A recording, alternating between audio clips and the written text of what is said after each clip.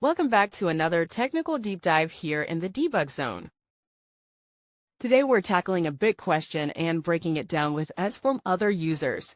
Hopefully this clears up some misconceptions and helps you get the answer you need. So buckle up, stay a little curious, and let's jump right in.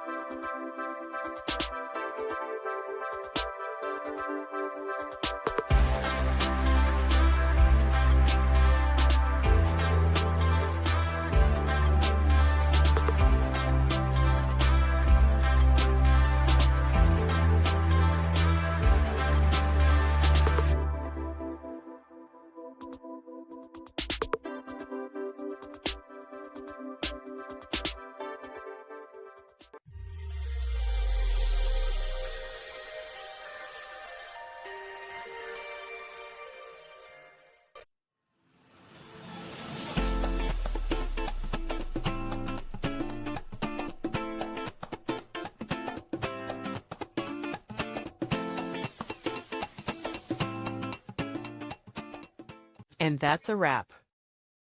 I hope you found the answer you were looking for. If you did, take a second to hit that subscribe button. It really helps out.